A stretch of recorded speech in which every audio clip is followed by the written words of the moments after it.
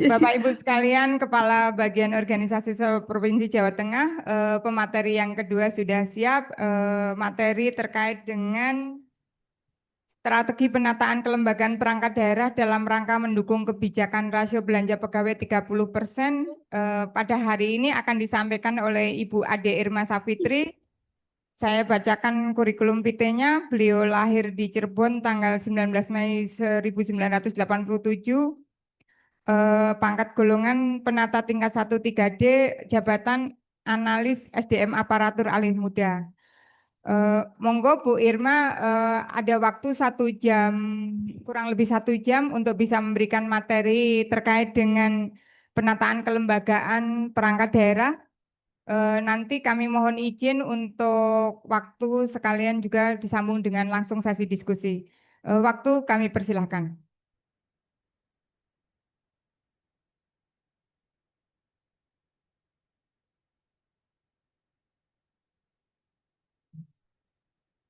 Oke. Bismillahirrahmanirrahim. Suara saya terdengar jelas ya, Bu Kabak? Iya, siap. Cuman mungkin agak sedikit apa? Iya, mohon maaf. Ya.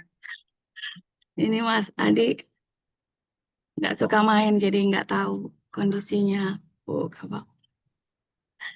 Siap. Bismillahirrahmanirrahim. Assalamualaikum warahmatullahi wabarakatuh. Yang kami hormati Bapak Ibu dari Biro Organisasi, Mas Adi, Mbak Ani, Pak Karot sudah tidak di tempat ya tadi Pak Bupati Pemalang, juga Bu Kabak Organisasi Pemalang, Bapak Ibu Kabak Organisasi seluruh Provinsi Jawa Tengah atau yang mewakili, izinkan kami nge-share materi yang saya berkesempatan pada kali ini, yaitu bagaimana kita melakukan strategi penataan kelembagaan perangkat daerah untuk mewujudkan belanja pegawai 30%. Memang ini sangat berat, sepertinya angka 30%, apalagi saat ini ada kewajiban teman-teman di Pemda untuk mengakomodir teman-teman P3K, sehingga tentunya ini perlu sekali secara maksimal, karena kita saat ini dalam sisi aspek kelembagaan, maka kita akan coba merange bagaimana langkah konkretnya untuk melakukan strategi apa saja untuk melakukan penataan kelembagaan untuk mendukung rasio belanja pegawai. Bapak Ibu yang kami hormati,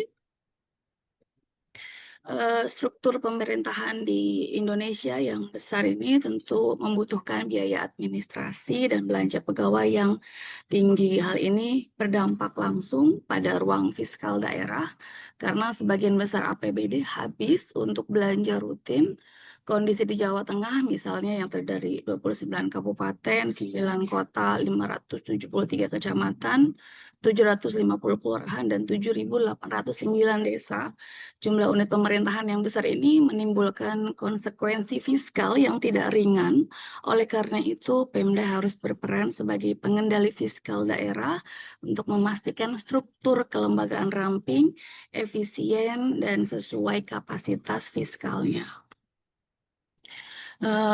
Bapak Ibu, Undang-Undang Hubungan Keuangan ataupun Undang-Undang HKPD dan Permendagri tentang keuangan daerah yang menegaskan bahwa batas belanja pegawai maksimal 30%.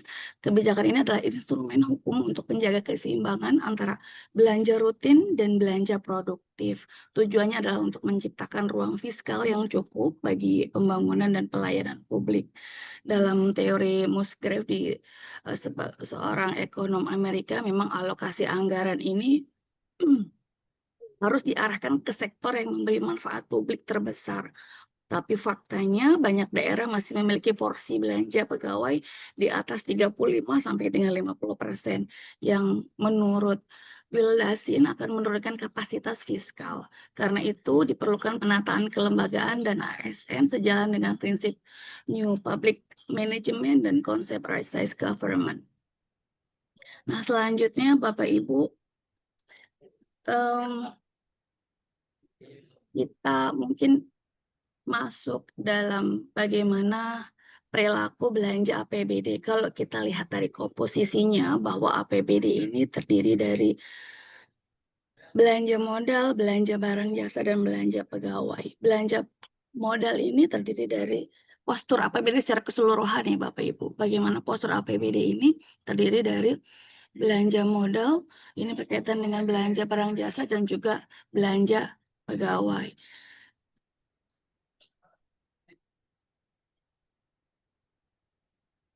Selanjutnya, jika dikaitkan dengan kebutuhan kepala daerah untuk memenuhi janji politik, maka semakin besar belanja modal, maka semakin besar ruang fiskal, semakin besar kemampuan untuk memenuhi janji politik.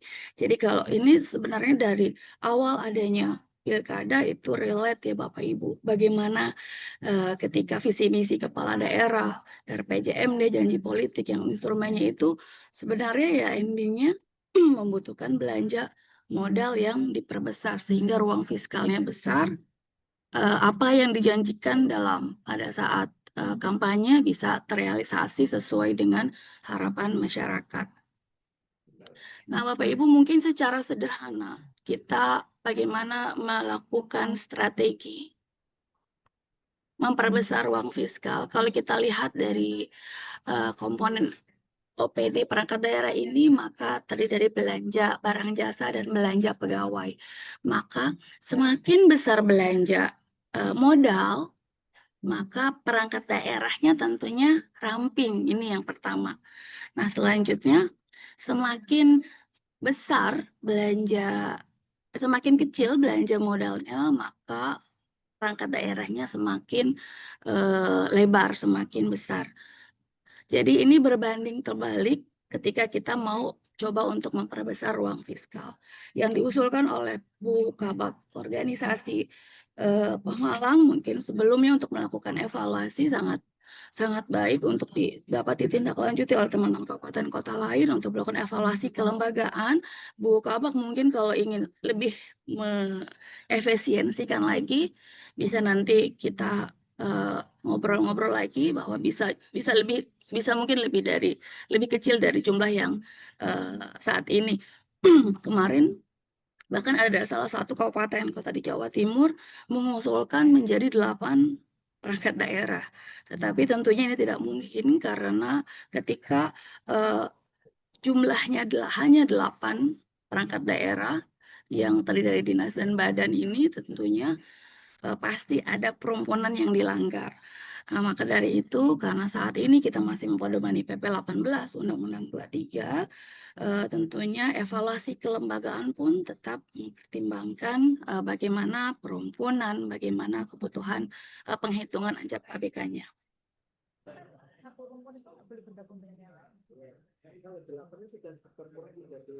Selanjutnya, Bapak Ibu, bagaimana isu strategisnya untuk menaikkan belanja modal? Jika kita lihat dalam struktur APBD bahwa belanja modal secara keseluruhan merupakan pengurangan dari belanja pegawai ditambah belanja barang jasa.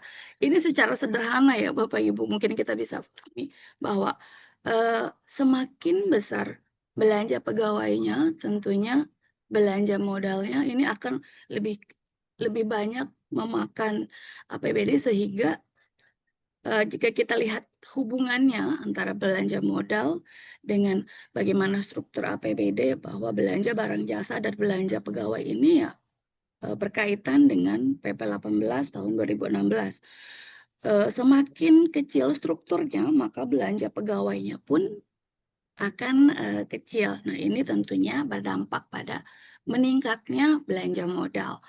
Jadi sebenarnya strateginya ya untuk dilihat dari segi kelembagaan kita bisa lihat bahwa ketika belanja modalnya yang dari investasi dan PAD ini merupakan gabungan dari belanja pegawai dan belanja barang jasa. Karena ketika membentuk suatu lembaga, kita tidak hanya membayar sumber daya manusianya, tetapi juga sarana prasarana yang harus disiapkan. Nah, selanjutnya Bapak Ibu mungkin ini strategi langkah konkret yang bisa kita lakukan, terutama Bapak Ibu yang ada di organisasi. Yang pertama, bagaimana kita merasionalisasikan struktur perangkat daerah, baik itu dengan menggabungkan yang serumpun, menyesuaikan ataupun melakukan evaluasi pembubaran unit-unit dengan beban kerja rendah, terutama pembatasan pembentukan UPTD baru. Nah, ini yang mungkin belum kita lakukan, Bapak Ibu Kabak organisasi. Selain kita lakukan evaluasi kelembagaan perangkat daerah, tentunya kita juga perlu melakukan evaluasi unit pelaksana teknis dinas. Kalau kita lihat fungsinya berdasarkan Permendagri 12 2017, sebenarnya secara konkret dan secara real, tusi UPTD ini mungkin yang paling banyak kita rasakan manfaatnya karena berkaitan langsung dengan masyarakat. Tetapi apakah memang selama ini UPTD yang ada di kabupaten kota itu sudah sesuai dengan kebutuhan masing-masing daerah atau belum. Nah, dengan tujuan ini harapannya struktur organisasi dapat ramping dan proporsional. Nah, bagaimana dampaknya pada ruang fiskal? Tentunya menekan belanja pegawai dan operasional sehingga membuka alokasi lebih besar untuk pembangunan. Selanjutnya, strategi selanjutnya kita tidak bisa lepas antara organisasi dengan BKPSDM. Tentunya penempatan ASN yang berbasis anjap ABK-nya yang mungkin penghitungannya di organisasi, benar-benar kita lakukan audit jabatan dan beban kerja penempatan sesuai dengan kompetensi, lalu optimalisasi bagaimana jabatan fungsionalnya. Saat ini mungkin teman-teman yang akan melakukan evaluasi kelembagaan, tidak hanya lembaganya, tapi juga bisa melakukan bagaimana penempatan SDM-nya yang sesuai dengan kompetensinya. Ketika kita menempatkan ASN sesuai dengan kompetensinya, maka harapannya ASN ini lebih efisien dan produktif. Apalagi ketika dia melakukan sesuatu hal pada sesuai dengan keahlian yang dimiliki, sehingga hal ini dampak pada ruang fiskalnya tentunya menekan biaya pegawai berlebih, yaitu mengurangi overstaffing. Nah, selanjutnya untuk di Jawa Tengah mungkin digitalisasi layanan dan reorganisasi fungsi ini implementasi e-gov dan perizinan yang saat ini tadi disampaikan sebelumnya berkaitan dengan pelaksanaan Permendagri 25 tahun 2021 ini dampaknya tidak hanya pada kelembagaannya yang mengecil, tetapi juga dampaknya terhadap pelayanan yang lebih cepat, murah, dan juga transparan. Tentunya harapan yang didapat nanti ketika dapat melaksanakan digitalisasi ini dapat menurunkan biaya administrasi manual, jadi meningkatkan ruang fiskalnya itu sendiri. Tidak hanya merupakan secara kelembagaan, tetapi amanah digitalisasi ini juga sebagaimana tertuang dalam Undang-Undang ASN 20 tahun 2023. Nah, selanjutnya penyesuaian dengan kapasitas fiskal daerah. Banyak sekali Bapak Ibu daerah yang mengambil pola maksimal dalam pembentukan kelembagaannya. Maka dari itu perlu dilakukan penyesuaian, baik itu dengan kapasitas fiskalnya kalau bisa, mungkin bisa dilakukan, satu tingkat lebih rendah dari scoring yang ada. Nah, ini mungkin juga salah satu, isu yang sangat strategis terkait variabel scoring yang ada di PP 18. Karena banyak sekali ternyata PR-nya kalau Bapak Ibu mungkin yang di Jawa Tengah relatif kabak organisasi maupun tim-timnya nih sangat lama ya. Jadi tentunya perurusan sudah bisa mengklasifikasikan apa saja permasalahannya. Dari kemarin kita dapat dari Provinsi Jawa Timur bahwa secara keseluruhan di kecamatan sebenarnya, seksi ini, hanya dibutuhkan yang paling dapat berjalannya hanya 3 seksi saja. Jadi yang kedua seksinya ketika dia tipenya maksimal, tipe A, maka 2 seksi ini sebenarnya karena fungsinya koordinasi dengan Pol PP, dengan Pemdes misalnya. Jadi ini sebenarnya tidak terlalu dibutuhkan. Nah, ini mungkin bisa menjadi salah satu pertimbangan teman-teman di pemerintah daerah, terutama kabupaten kota yang ada di kecamatan. Selanjutnya juga ada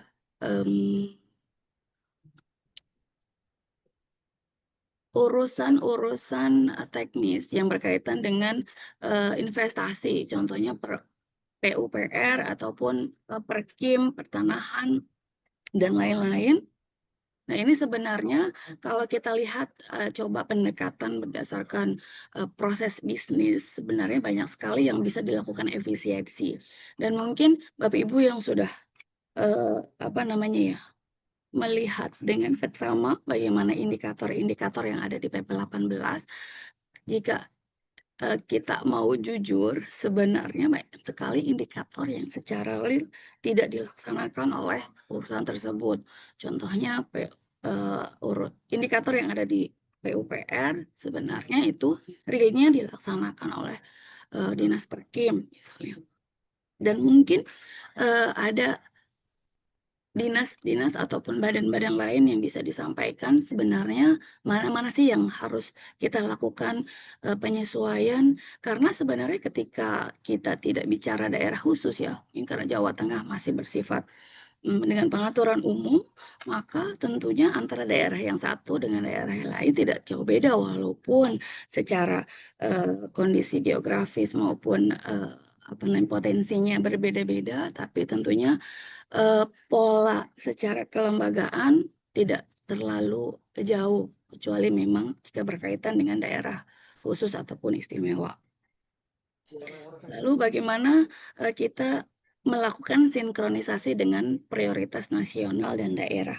OPD diarahkan untuk program prioritas tentunya sesuai dengan apa yang dilakukan oleh pemerintah pusat. Maka struktur yang ada harus mendukung agenda pembangunan. Jangan sampai nanti strukturnya ada tapi kerjaannya sedikit. Contoh mungkin Pol PP ketika damkarnya sudah berpisah. Maka pastikan apakah ada bidang yang secara anjap ABK ataupun pelaksanaan tusinya itu tidak maksimal. Mungkin nanti Mas Adi bisa dampingi teman-teman kabupaten kota untuk membreakdown tidak hanya by struktur tapi by produktivitas layanan utama. Nah, Bapak Ibu, yang keenam, mungkin kita lakukan evaluasi kelembagaan selain penghitungan kematangan organisasi. Terima kasih untuk Provinsi Jawa Tengah yang selalu menyampaikan laporan per tahun tentang penghitungan kematangan organisasi kabupaten kota. Memang belum kita lakukan verifikasi, validasi kesesuaian dengan yang ditentukan sebagaimana Permendagri 99 tahun 2018. Tapi harapannya nanti mungkin di minggu kedua bulan Oktober kita bisa lakukan evaluasi untuk provinsi terlebih dahulu. Pada Bu Ani juga terima kasih sudah menyampaikan laporan setiap tahun. Mungkin nanti di beberapa pekan ke depan kita akan lakukan verifikasi validasi secara langsung kesesuaian dengan kebutuhan yang ada di Permendagri 99 2018. Sehingga nanti penilaian berdasarkan kematangan dari 11 indikator yang dibutuhkan oleh pemerintah daerah ini apa saja yang dilaksanakan itu sesuai dengan real memang yang dilaksanakan oleh teman-teman perangkat daerah. Nah, selanjutnya tidak hanya itu, tidak hanya menghitung kematangan organisasi, jadi kita juga bisa menghitung produktivitas kinerja organisasi. Dalam Permendagri 99, selain kita hitung kematangannya, kita juga lakukan penghitungan produktivitas layanannya, Bapak Ibu. Jadi mungkin nanti di produktivitas layanan ini bisa lebih merampingkan struktur secara real tanpa alasannya semuanya based by services. Jadi memang layanan utama kita pisahkan dahulu dengan unsur-unsur penunjang. Jadi dengan menghitung produktivitas kinerja, harapannya bisa menjadikan dasar objektif penataan perangkat daerah, sehingga ya memang tidak hanya omong saja, tetapi secara base data memang perangkat daerah tersebut ketika kita pisahkan layanan kinerja utama dengan penunjangnya itu akan kelihatan sebenarnya berapa persentase produktivitas? Apakah memang sudah produktif, sudah cukup, atau memang sebenarnya secara penghitungan produktivitas itu bisa digabung dengan perangkat daerah ataupun bidang lainnya? Bapak Ibu, strategi ini selain untuk menjaga belanja pegawai maksimal 30%, juga membuka ruang fiskal 70% untuk pembangunan layanan publik dan prioritas nasional dan daerah. Harapannya ketika kita minimalisir belanja pegawai, maka target pembangunan pelayanan publik, prioritas nasional dan pemerintah daerah juga dapat segera terlaksana. Selanjutnya, nah ini mungkin presentasi harapan kita ketika sebelum melakukan penataan, ketika belanja pegawainya di atas 30%, maka belanja pembangunan dan belanja lainnya tentunya relatif lebih kecil dibandingkan ketika kita coba konsepkan bahwa belanja pegawai ini ya tidak lebih dari 30%. Maka dari itu harapannya dari segi kelembagaan ini kita bisa berfokus untuk melakukan penataan Bapak Ibu. Tadi tidak hanya evaluasi scoring-nya yang beberapa mungkin perangkat daerah memiliki kendala dalam beberapa urusan penunjang ketika akan melakukan peningkatan tipologi yang saat ini mungkin sedang menjadi trending topik, yaitu perangkat daerah yang mungkin yang untuk meningkatkan PAD-nya. Nah, ini juga butuh penguatan lebih lanjut, tapi bagaimana kita pada tahap bahwa kelembagaan ini memang secara optimal dapat melakukan fungsinya tanpa menambah belanja tukangnya ataupun belanja pegawainya tetap, apalagi untuk mungkin di Jawa Tengah harapannya optimalisasi digitalisasi dan bagaimana kita mengoptimalkan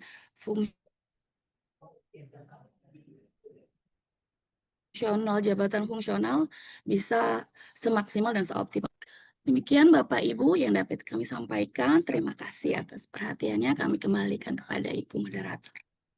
Terima kasih Mbak Ibu Irma. Bapak dan Ibu sekalian, mohon perhatiannya. Kita tahu bersama tadi sudah disampaikan bahwa terkait dengan proporsi belanja pegawai yang maksimal harus 30% diatur di Undang-Undang Perimbangan Keuangan Pusat dan Daerah, kalau tidak salah saya mengingatnya di pasal 142. Di sana disampaikan bahwa maksimal untuk belanja pegawai itu tahun 2027 atau 5 tahun setelah undang-undang itu ditetapkan itu harus proporsinya 30%. Padahal kita tahu Bapak dan Ibu sekalian tinggal 1 tahun 5 bulan kalau saya menghitung. Dan Bu Irma sedikit gambaran di Kabupaten Pemalang ini sebelum ada penambahan P3K yang di tahun ini itu kami proporsinya sudah 40,25%. Jadi luar biasa sekali. Kita hanya punya waktu 1 tahun 5 bulan untuk memangkas 10% dari belanja pegawai yang ada saat ini. Nah, itu menjadi persoalan tersendiri Bu Irma. Jadi kalau ini bicara pengalaman di Pemalang, kami kemarin berproses menata SOTK dari 27 perangkat daerah, kemudian dipersempit menjadi 24 perangkat daerah.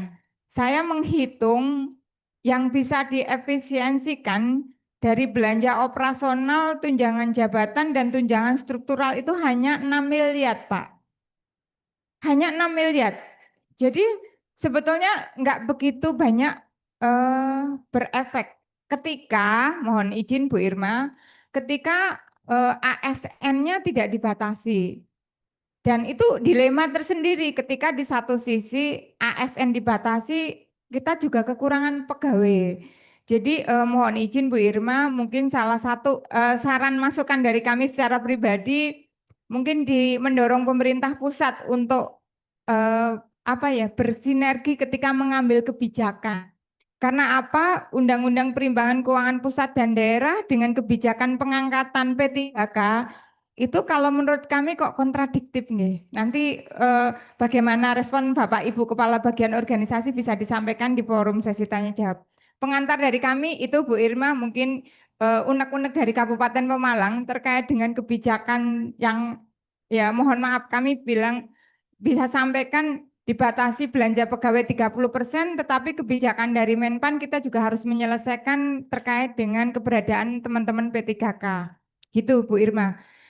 Baik Bapak dan Ibu sekalian, para kepala bagian organisasi, silahkan kalau ada yang mau disampaikan terkait dengan materi yang tadi disampaikan oleh Bu Irma.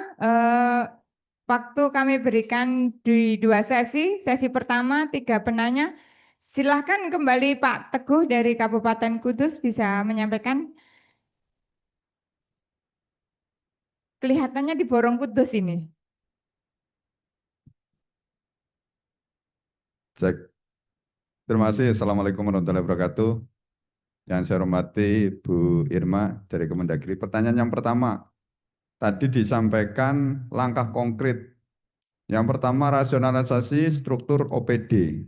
Seiring dengan kemarin banyaknya kabinet yang bertambah, nah, dihimbau jangan bikin surat edaran ke daerah, bikin menindaklanjuti SE bersama, bentuk kelembagaan untuk menangani atau tindak lanjut dari kementerian lembaga terkait. Ini membuat kepala dinas yang bersangkutan menekan kepada kabak organisasi untuk membuat. Nah ini kalau langkah konkretnya rasionalisasi berbanding terbalik dengan kebijakan dari pemerintah pusat. Kami di Kabupaten Kudus dengan tegas hanya menggabung. Contoh seperti Baperida, kami enggak bentuk Brida. Itu. Badan Ekonomi Kreatif kami juga enggak bentuk. Kan gitu. Nah, ini supaya kalau memang mau satu komitmen mengurangi belanja pegawai sama antara pemerintah pusat dan daerah. Itu yang pertama. Yang kedua, tadi disampaikan salah satunya juga pembatasan pembentukan UPTD dari pemerintah pusat dengan mandatori bentuk UPTD A, bentuk UPTD B, C, dan sebagainya. Kami ya senang aja kami bentuk semuanya, kan gitu. Dalam rangka menampung juga kepentingan teman-teman semuanya untuk pelayanan. Tetapi sekarang mohon untuk bisa dikeluarkan juga kebijakan untuk mengevaluasi UPTD. Kalau sudah dibentuk kira-kira efektif atau enggak, indikator untuk evaluasi pembubaran UPTD itu yang belum ada. Nanti kalau dibubarkan rekomnya dari kepala bagian organisasi semakin banyak musuh nanti. Kira-kira begitu. Kalau membentuk kami yakin lebih mudah daripada untuk membubarkan, kan gitu. Jadi mohon mungkin bisa dikeluarkan kebijakan terkait dengan indikator pembubaran UPTD atau evaluasi kinerja UPTD. Sehingga teman-teman di bagian organisasi nanti kalau kinerjanya nggak bagus, loh dulu kita dibentuk kan dari bagian organisasi, kan seperti itu. Tapi kalau dibubarkan nanti kita dapat musuh banyak. Kalau tidak jelas indikatornya. Terus yang ketiga, kami mungkin semuanya kepala bagian organisasi diam, tapi sebenarnya pusing. Tuh. Peta jabatan yang sudah ditetapkan oleh Bupati nanti harus bisa menampung P3K paruh waktu. Contoh misalnya. Nah, mau ditempatkan di mana? Jawaban saya di bawah meja kan gitu. Lah karena nggak jelas peta jabatan mengampu semua beban kerja yang sudah terukur. Nah, teman-teman di sana kemarin sudah dipaksakan mau tidak mau untuk bisa diakomodir. Sementara kami tidak akan merubah peta jabatan sebelum ada regulasi yang jelas. Kalau di kemarin bahasanya mau ditempatkan di mana? Tidak usah dipikir sekarang kan gitu.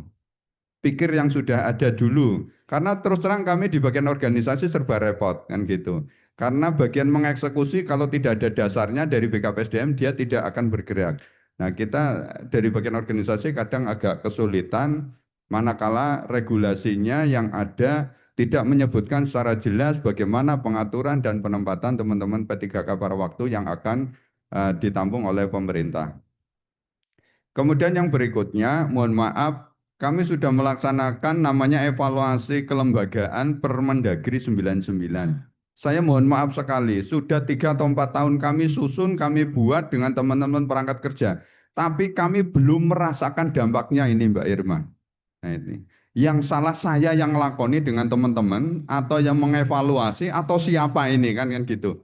Kita tidak mencari yang salah, tapi bagaimana supaya kegiatan kita katanya tadi supaya memberikan dampak kan seperti itu. Evaluasi KOD Permendagri 99 kalau saya baca sampai terakhir itu bagus sekali dampaknya. Tapi 3 atau 4 tahun saya ngelakoni belum merasakan dampaknya. Nah ini kan ada yang kurang pas gitu. Saya mohon supaya teman-teman nanti semangatnya itu KOD itu betul-betul memberikan dampak, di mana bisa menentukan suatu kelembagaan perangkat daerah itu efektif dan efisien. Sebenarnya yang seperti apa? Kan gitu. Jadi, sudah ada leveling di sana memang betul, dan kita sudah dapat skor tinggi misalnya. Ngaruhnya apa? Ngaruhnya di penghitungan indeks TPP. Lah ini kan sudah jauh ini. Itu sudah sangat melebar ke sana, tetapi secara langsung berdampak atau tidak terkait dengan keberadaan perangkat daerah ini yang perlu teman-teman rasakan. Sehingga ketika membentuk perangkat daerah, ayo kita uji dengan Permendagri 99, efektivitas terkait dengan perangkat daerah. Mungkin itu pertanyaan dari kami supaya nanti setelah pulang dari sini ada yang kami laporkan pada pimpinan kepada pimpinan kita Pak Bupati sehingga dalam eksistensi bagian organisasi semakin baik. Terima kasih. Assalamualaikum warahmatullahi wabarakatuh. Terima kasih Pak Teguh. Satu lagi penanya, silahkan. Pak Cilacap, monggo. Silahkan Bapak.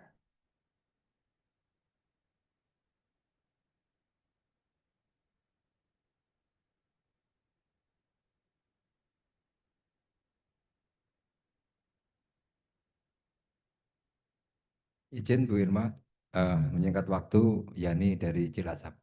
Nyambung pertanyaan Pak Teguh dari Kudus. Yang disampaikan Pak Teguh itu kalau di Permendagri lebih cenderung ke penilaiannya. KOD adalah penilaiannya. Evaluasi struktur produktivitas itu yang saya ingin fokus teman-teman itu belum pernah dilakukan evaluasi ataupun belum pernah melakukan evaluasi. KOD kalau di Permendagri sekali lagi itu penilaian. Nah, pengalaman kami pada saat Pak Bupati meminta mengevaluasi struktur SOT, jumlah dinas, apalagi turun di bawah di strukturalnya, ini apa yang untuk mengukurnya yang supaya berkorelasi terhadap kinerja yang disampaikan Pak Teguh tadi. KOD memang di atas kertas, kami pun nilainya ya baik, kematangannya oke. Tetapi strukturnya juga OPD-nya banyak, Pak Bupati minta dievaluasi. Saya coba cermati beberapa penilaian, beberapa yang sudah jalan di kelembagaan, misalnya Anjap APK. Itu juga ada strukturnya dulu baru dihitung Anjap APK-nya. Ada jabatannya dulu baru dihitung APK-nya. Menurut saya belum bisa menggambarkan ini idealnya yang sudah ada itu efektif dan tidaknya. Agak nyambung saya baca di Permendagri ini di soal evaluasinya. Namun metodologi yang di dalamnya itu kok agak ribet juga, dan juga masih nyebut eselon 4 di sana. Di lain sisi di halaman awal-awal juga nyebut 2 tahun setelah penataan.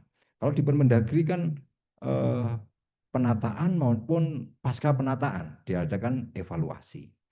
Nah, pertanyaannya adakah template untuk mengevaluasi ini sesuai Permendagri atau ada metode lain yang bisa digunakan untuk mengevaluasi kelembagaan yang ada, baik itu jumlahnya. Kalau yang lain saya lihat oke lah, sudah jelas petunjuknya, perumpunan, urusan, kemudian yang mana bisa digabung dan tidak ada masalah. Tetapi untuk mengukur berapa efektifnya jumlah OPD yang ada, kemudian kalau yang sudah kita pakai ini bagaimana mengukurnya ini efektif dan tidaknya, apakah digabung, apakah tetap dipertahankan, ataukah membentuk OPD baru yang secara terukur bisa dipertanggungjawabkan. Karena kalau kami menyajikan itu di pimpinan, ya seolah-olah ya memang hanya selera kita gitu. Atau kadang-kadang selera pimpinan, ini dihapus saja. gampang, kita tinggal sesuaikan saja data dukung yang masuk gitu, dianalisa sendiri begitu. Tetapi maksud saya template yang baku seperti apa? Apakah bisa ini Permendagri ini dijadikan acuan? Tetapi template-nya seperti apa? Begitu masuk di eselon 4 dihitung sekian skornya kalau layanan utama dan lain sebagainya. Nah, ini template-nya seperti apa? Mungkin itu Ibu Irma yang dapat kami sampaikan. Mohon maaf kalau ada yang kurang berkenan. Terima kasih Pak Yani. Demikian Ibu Irma, ada 6 pertanyaan yang tadi disampaikan, 4 dari Pak Teguh dan 2 dari Pak Yani terkait dengan surat edaran. Ini betul sekali, banyak lembaga yang bersurat ke pemerintah daerah yang harus ditindaklanjuti. Kita kebingungan uangnya dari mana. Kemudian terkait pembentukan UPTD, kebijakan evaluasinya, indikator pembubarannya, setuju Pak saya terkait dengan ini. Kemudian yang terkait dengan peta jabatan, ini persoalan tersendiri Bu Irma. Kami saat ini sedang pusing ini bagaimana mengakomodir teman-teman P3K paruh waktu di peta jabatan. Kemudian evaluasi kelembagaan yang berdasarkan Permendagri ini, KOD itu belum berdampak terkait dengan tadi yang terkait dengan penilaian kinerja dan kebutuhan kita terkait dengan struktur kelembagaan. Kemudian terkait dengan hal senada juga disampaikan Pak Yani. Kemudian yang terakhir terkait template-nya, ini kalau ada kami tunggu Ibu, karena bagaimanapun juga kita saat ini sepertinya hanya melihat pasca penataan, sebelum penataan kita hitung anjap ABK-nya, kemudian ini diperlukan atau tidak, baru itu ditentukan perangkat daerah baru dengan struktur yang baru. Ini 6 pertanyaan, silakan Bu Irma untuk diberikan pencerahan kepada para kepala bagian organisasi di Pemprov Jawa Tengah. Silakan. Terima kasih atas pertanyaannya Pak Teguh. Ini sudah sangat menjiwai kalau Pak Teguh ini kayaknya Mas Adi ya. Jangan bikin SE, saya setuju Pak Teguh. Saya setuju sekali jangan bikin SE yang nyuruh bikin lembaga. Tetapi memang Bapak Ibu perlu difahami juga bahwa masing-masing kementerian teknis saat ini juga sedang mematangkan program kerjanya sehingga merasa bahwa mampu membutuhkan penguatan dari sisi kelembagaan untuk pelaksanaan program kerjanya di daerah. Memang beberapa kali tidak hanya Ekraf, contoh mungkin Koperasi Merah Putri memang juga ingin menyusun SE bersama, tetapi karena secara ketentuan urusan kita saat ini masih berdomani Undang-Undang 23 dan PP 18 sehingga tidak dimungkinkan untuk membentuk pedoman perangkat daerah sendiri. Seperti mungkin di Ekraf kemarin, Bapak Ibu, sebenarnya jika kita lihat dari syarat apakah dimungkinkan ketika belanja pegawainya ya tadi sudah di bawah 30% terlebih dahulu, maka sebenarnya ya syaratnya otomatis gugur untuk membentuk badan itu sendiri. Maka dari itu terima kasih masukannya, saya juga sepakat. Kami di pemerintah pusat, saya sampaikan kepada teman-teman di kementerian teknis lain untuk bersama-sama melakukan pembinaan umum oleh Menteri Dalam Negeri dan teknis oleh teman-teman KL tanpa menambah beban baru. Mungkin tadi evaluasi UPT yang selanjutnya memang kami ke depan mungkin nanti di provinsi terlebih dahulu, Bapak Ibu, akan melakukan evaluasi UPT yang ada di provinsi, bagaimana produktivitas layanannya, tidak hanya berdasarkan evaluasi kematangan organisasi yang dia sampaikan, karena kalau lihat dari penghitungan kematangan organisasi, ini bagus semua Bapak Ibu.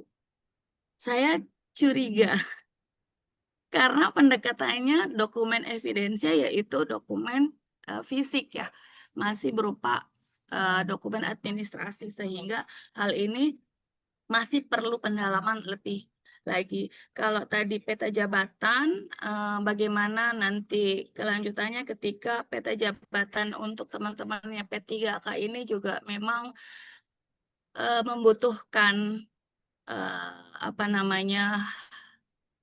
pemikiran yang lebih, apalagi kalau kita kaitan dengan proses bisnis. Tapi mungkin kita bisa sisir terlebih dahulu dengan bagaimana job desk-nya dan analisis jabatannya, kesesuaian kompetensinya Bapak Ibu untuk yang P3K ini. Kami paham, kami dapat memaklumi bahwa kondisi P3K yang ada saat ini secara kompetensi pun banyak sekali yang tidak sesuai dengan jabatan yang diemban, tapi memang karena kebutuhan untuk tidak ada teman-teman yang dirugikan dengan adanya pemberhentian, maka akhirnya dilakukanlah bagaimana bahwa kita melakukan pengadaan P3K ini. Tapi mungkin bisa dilakukan job analisis masing-masing P3K nanti, P3K yang sudah dibebankan kepada daerah, mungkin bisa disampaikan Bapak Ibu untuk kita nanti koordinasikan ke Menpan RB bagaimana solusinya ketika secara peta jabatan mungkin di bidang tersebut secara peta jabatan orangnya sudah terisi, tetapi secara kompetensi mungkin sebenarnya hanya 1-2 orang yang bekerja di unit kerja tersebut. Nah, ini merupakan tantangan tersendiri juga dalam melakukan penyusunan peta jabatan. Karena kalau dilihat secara kepegawaian mungkin di satu bidang ataupun perangkat daerah secara struktur ataupun peta jabatan per jabatan masing-masing unit kerjanya sepertinya penuh. Tetapi sebenarnya jika disandingkan dengan kompetensi yang dimiliki oleh pejabat tersebut, banyak sekali ketidaksesuaian. Nah, ini yang perlu dilakukan penyisiran maupun evaluasi lebih lanjut bagaimana nanti untuk menata P3K terutama formasi-formasi ke depannya. Nah, selanjutnya tadi yang disampaikan pertanyaan Pak Yani dan Pak Teguh, apakah ada yang salah dari penghitungan 3 tahun kematangan organisasi? Seharusnya ada yang salah, Pak. Karena sejatinya ketika kita real melakukan penghitungan kematangan organisasi, saat ini banyak daerah yang melakukan penghitungan kematangan organisasi ya hanya based on untuk TPP saja. Yang dulunya sudah sangat baik, ya tetap harus sangat baik agar TPP-nya nggak turun misalnya. Tetapi kita lupa melakukan verifikasi, validasi setiap eviden masing-masing perangkat daerah. Bapak Ibu dari 11 indikator, masing-masing indikator sebenarnya tidak hanya eviden ataupun bukti fisik, surat kah atau dokumen apa yang bisa dibuktikan. Tetapi kalau misalnya kita menilai atau mungkin Pak Teguh dan Bapak Ibu yang sudah lama menjiwai berkecimpung dengan kelembagaan ini tentunya tahu apa makna masing-masing indikator dari 11 indikator tersebut. Dari perencanaan, mungkin juga dari segi perencanaan tidak hanya kita menggunakan SIPD, tetapi memang jika dilihat dari SIPD-nya mungkin semuanya sudah dapat 5. Sudah sangat tinggi nilainya karena secara terpusat kita sudah ada kebijakan untuk menggunakan aplikasi SIPD. Tetapi apa yang direncanakan oleh daerah itu juga perlu dinilai. Tidak hanya digitalisasinya ketika skornya itu semakin tinggi, maka peran digitalnya itu semakin besar, tapi substansi perencanaan seperti apa yang harus kita lakukan verifikasi lebih lanjut. Nah, selanjutnya mungkin beberapa indikator lain bagaimana pelaksanaan. Misalnya monitoring evaluasi, apakah sudah benar real dilakukan monitoring evaluasi atau hanya ketika menghitung kematangan organisasi saja dikumpulin tuh evidensinya. Maka perlu real pelaksanaan Bapak Ibu. Jadi sebenarnya ketika kita melakukan penghitungan kematangan organisasi, maka seharusnya kita tidak menambah beban kerja baru bagi perangkat daerah. Ini kalau misalnya organisasi mau ngitung kematangan, kayaknya Kasubag Umpek ataupun masing-masing Umpek perangkat daerah ini kayak ketempuhan beban baru untuk mengumpulkan eviden-evidensinya. Padahal evidence yang dimaksud adalah eviden yang biasa dilakukan oleh Bapak Ibu sehari-hari. Ketika penyusunan diklat, tidak hanya suratnya saja ke BKPSDM mengusul diklat. Lalu misalnya by sistem mengusulin diklat baru nilainya jadi 5 karena dia udah pendekatan sistem. Tetapi bagaimana dampaknya bagi organisasi, orang-orang yang sudah Bapak Ibu diklatkan, yang udah kirim diklat, apa dampaknya untuk organisasi yang dia berada. Nah, itu salah satu contoh yang beberapa indikator. Lalu penyesuaian SOP. Pada indikator SOP ataupun sebelumnya ada penjaminan mutu layanan, ketika kita lakukan penjaminan mutu layanan, maka berbeda dengan SOP. Ketika kita menyusun SOP, maka masing-masing indikator dalam penyusunan SOP itu memastikan bahwa kita memiliki standar, bahwa pada satu tahap untuk memverifikasi berkas dalam SOP, maka ada standarnya yang ditentukan. Nah, dalam penyusunan SOP pun setiap tahun teman-teman yang mengumpulkan kematangan organisasi, nggak hanya ngumpulin misalnya penyusunan SOP-nya udah by sistem, tapi apakah sudah dilakukan evaluasi terhadap SOP tersebut, apakah sudah ditindaklanjuti terhadap SOP tersebut, lalu bagaimana tindak lanjutnya, karena SOP itu kan setiap tahun harus dilakukan evaluasi, baik itu berubah ataupun tidak. Apalagi kemarin ketika kita pendekatan penyederhanaan birokrasi, tentunya proses bisnisnya harusnya semuanya berubah, terlebih ketika penerapan sistem kerja baru. Sebenarnya mungkin ada beberapa kabupaten yang di KAK Mas Adi sampaikan, Kabupaten Pati, Rembang, sama Wonogiri ya, yang belum membentuk, ada 4 kabupaten kota yang belum membentuk PTSP sesuai Permendagri 25. Ya ini juga sebenarnya salah satu penghitungan kematangan organisasi. Seharusnya secara organisasi ada ketidakpatuhan terhadap ketentuan perundang-undangan. Nah ini harusnya nilainya berdampak pada kematangan organisasi, berdampak pula pada TPP-nya. Jadi belum lagi ketika kita coba menghitung produktivitas kinerja. Mungkin izin share screen ya, sedikit tambahan aja.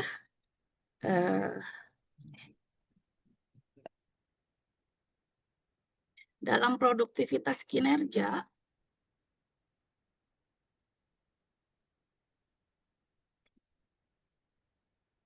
penghitungan produktivitas kinerja, Bapak Ibu,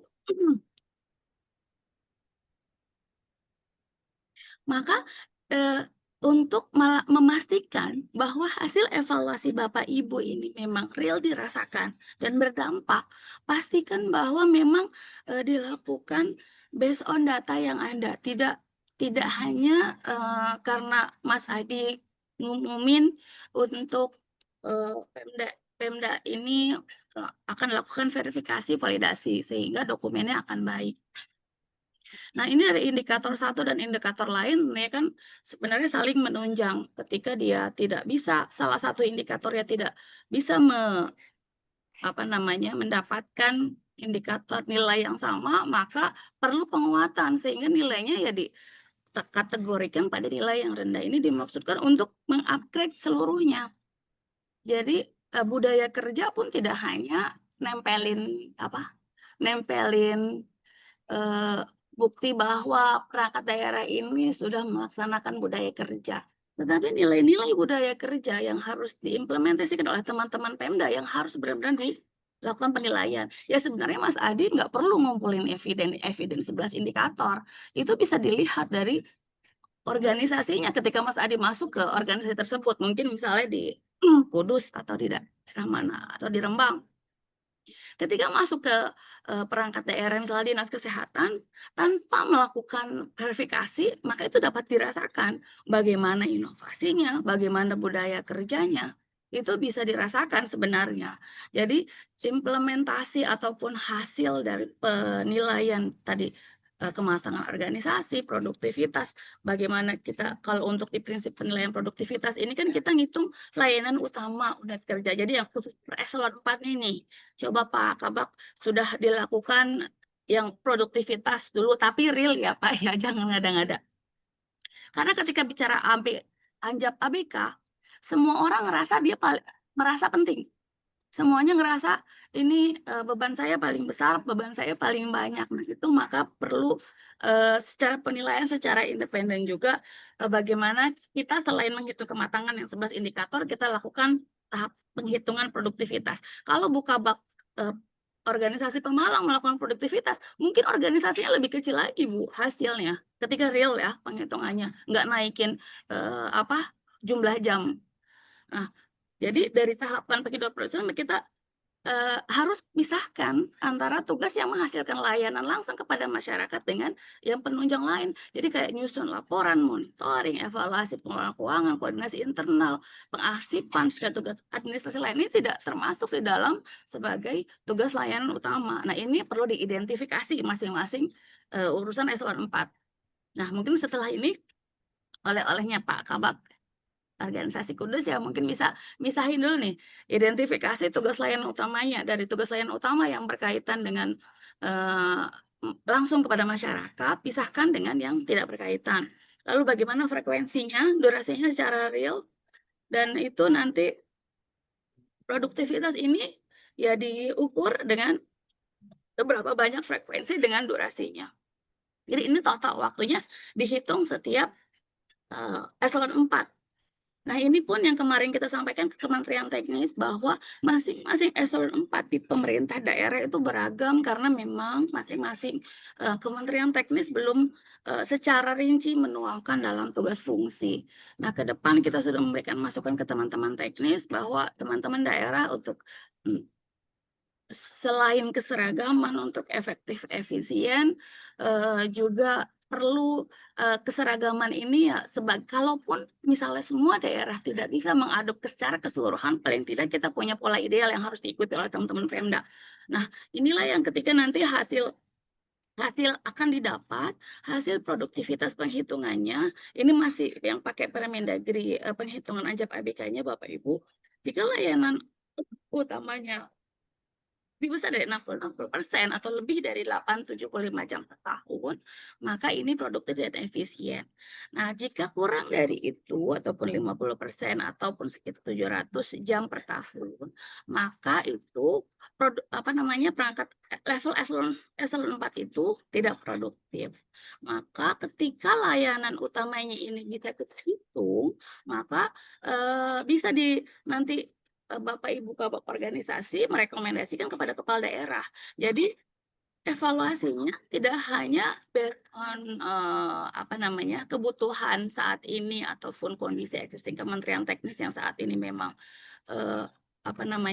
besar, tetapi secara data yang disampaikan memang apa yang dilakukan, layanan yang dilakukan oleh Bapak Ibu secara produktivitas memang perlu dilakukan evaluasi. Nah, ini mungkin nanti lebih lanjut Mas Adi bisa memberikan